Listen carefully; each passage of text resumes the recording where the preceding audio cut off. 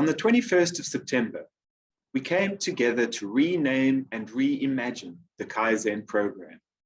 We've been working on these projects for the past few years and have enjoyed many successes, but it's now time to envision how we might take the program forward into the future as something with a local voice and an African identity. Why did we do this? We wanted to be able to fulfill the needs that we have as an academic group. And importantly, we also wanted to develop our appreciation for our African approach to problem solving and improvement that is more understandable, meaningful, and relatable to Africans, since we are not Japanese. We took the opportunity to orientate ourselves to the current state of the Kaizen program so that we could better reimagine the future. We did this by doing a stocktake on both the good and the bad of the status quo. As an example of the good, this started as an idea for problem solving based on continuous improvement, and it's gained traction, leading to some important problems being addressed, improved on, and even solved. These wins are the result of taking advantage of the many talents and enthusiasm of the group. As an example of the bad, our day-to-day lives are overloaded with tasks, and so time is a big challenge. It sometimes feels like there's too many projects underway. The result is that we sometimes lose focus by trying to do too many things at once, and some great projects and ideas tend to fall to the wayside. In the next task, we wondered how might things be going forward. If we were committed to wave a magic wand and create a bold path for this program, what would we do? We dreamt that the program would bring people together, be a set of tools for change, become part of the landscape, be a record of accomplishment, be acknowledged by gatekeepers, leave a legacy of positivity, and be unapologetically African. This is our bold, aspirational future. In a drill called Matters Most, we looked at two questions. Who are we here for, and who is here for us? We thought about our key collaborators and beneficiaries, because we know that with complex problem solving, we require collaboration, and the best solutions are always a function of collective skills and wisdom. Through discussion and voting, we realized that where we are currently within our journey, the key phrase is us for us. However, when we create a program for us in a way that ensures success, the repercussions are felt long-term and reach further than us as individuals and us as a division. It's a way for us to teach others more effectively. If we're doing things holistically, improving each facet of what we do benefits society. If we can get it right and it benefits all of us, then society will benefit, because what we do is in service to society. An ideation exercise came next. We wanted to reignite the art of storytelling and gave ourselves permission to imagine how the program itself may improve or evolve. To do this, we envisioned a persona and a persona meeting the new program. We also wanted to envision the medium to long-term outcomes of the program on the division, the organization, and even society at large. Meet Tebogo. Tebogo is 28 years old and new to the department. She is bright and driven. She's from a traditional family and feels the weight of responsibility to succeed. She arrives and soon feels overwhelmed. She struggles to express herself or ask for help. She then hears about a program aimed at improvement, and it has a name that she can relate to. She joins the meeting and feels inspired. In the meeting, Tebogo hears success stories of problems being solved. She sees the team approach and develops her voice. She realizes with time that she can help transform laboratory medicine in Africa. Tebogo is an exceptional talent, and she moves up into leadership as her career progresses. She continues to use this tool, and she continues to make good change. The main takeaway messages from this ideation of Tebogo's story is that the project is accessible and inspiring.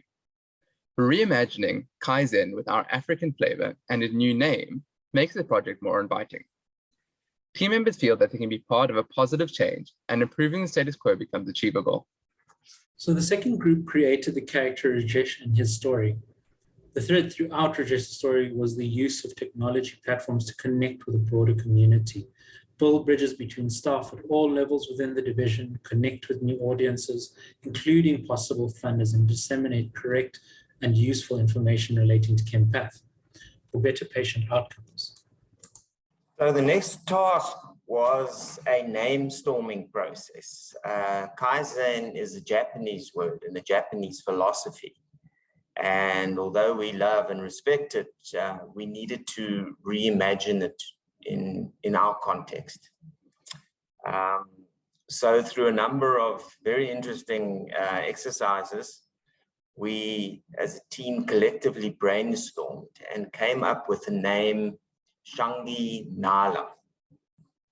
Shangi being a reference to the large tricolor travel bags that one sees in Africa, especially when people travel long distances and migrate.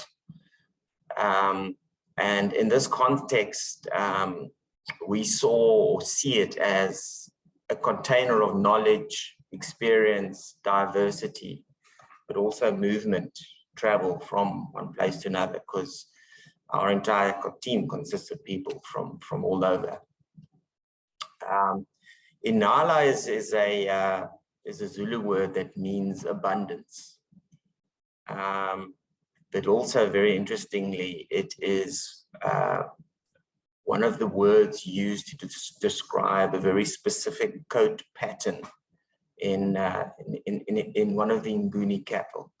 The Zulus use amazingly descriptive words to describe the different types of animals, depending on their coats, depending on their horns, etc. Words with that often imply more meaning. Following the workshop, it was essential to test the new name, and not unusually, part of it failed the cultural sensitivity test. The good news was that there's no mistakes in wrong thinking, but we needed to keep moving forward.